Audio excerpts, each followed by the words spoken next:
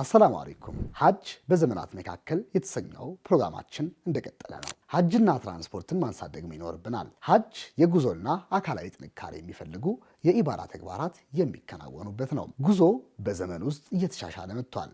በመጀመሪያዎቹ ዘመናት ለሐጅ ጉዞ የሚደረገው በግመል ቅፍለቶች ነበር። ከሶሪያና አፍሪካ መሰል አካባቢዎች የሚመጡ ሁጃጆች ደግሞ በባህር ይጓዙ ነበር። በእነዚህ ዘመናት ጉዞዎች አደገኛና አስቸጋሪ ነበሩ። ረጅም ዘመን ስለሚፈጁ ብዙ ስንቅና ትጥቅ የሚፈልጉ መንገዱም በሽፍቶች አማካይነት አስቸጋሪ ነበር። ከሙስሊም ግዛቶች የተደራጁ ቅፍለቶች መጓዝ ጀመሩ። በአባሲይ በማምሉክና በኦቶማን ዘመን ይሄ በስፋት ተተግብሯል። ዛሀበሻምና ዛሀበል መህማል የሚሰኙ የጉዞ መነሻዎችም ተዘጋጅተዋል።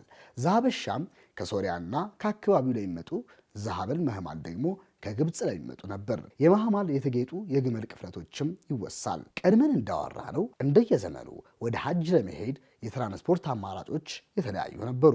በኦቶማን ዘመን ይበልጥ እየዘመነ ሄዷል። የኦቶማኑ የመጨረሻው ተጽዕኖ ፈጣሪ ገዢ ንጉሥ አብዱልሐሚድ በ1900 እንደ አውሮፓውያን አቆጣጠር ከደማስቆ እስከ ሂጃዝ የተዘረጋ የባቡር መንገድ ስራ እስኪያስጀምር ድረስ የባቡር ትራንስፖርት ለሁጃጆች ማመላለሻነት አገልግሎት አይሰጥም ነበር። የሚገርመው ይህ የባቡር መንገድ ግንባታ 9 ዓመታት ፈጅቷል። የሀገራችንም የመጀመሪያው የባቡር መንገድ ዝርጋታ ረዥም ዘመናት የፈጀ እንደሆነ ይታወሳል። እንደውም ለባቡር መስመር ዝርጋታው የተነጠፉትን ብረቶች ማንሳትና የህዝቡ የቴክኖሎጂ ልማት ደካማነትና ሌሎች ምክንያቶች ተጨምረው የግንባታ ሂደቱ ይስተጓጎል ነበር። በጣም የሚገርመው ነገር በ1950ዎቹ በርካታ የቴክኖሎጂ ንቃቶች እንዳሉ የሚገመትበት ዘመን ቢሆንም በዛን ዘመን እንኳን ወደ ሐጅ ጉዞ ለማድረግ የግመል ጉዞ ተመራጭ ነበር። የመጀመሪያውን የአውሮፕላን ጉዞ ለሐጅ ማድረግ የተቻለው በ1937 እንደ አውሮፓውያን አቆጣጠር ነው።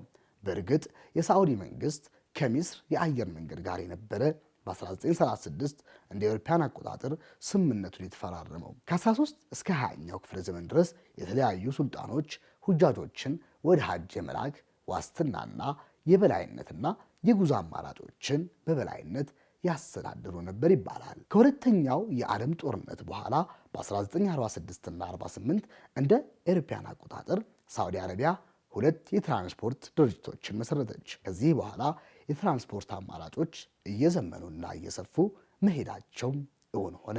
በዚህም ምክንያት ከየትኛውም የዓለም ርቀት ወደ ታላቁ የሐረም መስጂድ መሰባሰብ ተችሏል። የትራንስፖርት ጉዳይ መፈታቱ ለግንባታና ሌሎች ጉዳዮች መዘመን አስተዋጽኦ ሊያደርግ መቻሉ አያጠራጥርም። እንግዲህ ለረጅም ዘመናት ሐጅ ባልዘመኑ የትራንስፖርት አማራጮች ሲደረግ ቆይቷል። ሰዎች በእግራቸው ጭምር በርካታ ጊዜያትን የሚፈጅ ጉዞ ያደርጋሉ። በመንገዳቸው ላይ ሁሉ ሊገለገሉበት የሚችሉትን ስንቅ መሰብሰብ፣ እሱን ማንቀሳቀስ በራሱ መንገድ እጅግ አድካሚ ያደርገዋል። እንግዲህ መንገዱ ባህርም በረሃም ይኖረዋል። ባህር ለመሻገር የሚያስፈልግ የትራንስፖርት አቅርቦት ይኖራል። በረሃውን ደግሞ ለመዝለቅ የመንፈስ የአካልም አቅም ይጠይቃል።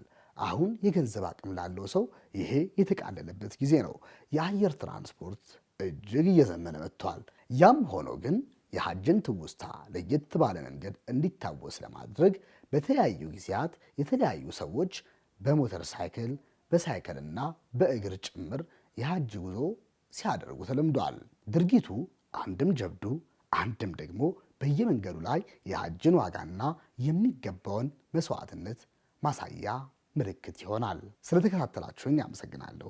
የኤዲ ፕላስ ገጾችን መወዳጀት እንዳይዘነጉ። ሪያድ አብዱል ጀባር ነበርኩኝ። ሰላም አለይኩም ወራህመቱላህ።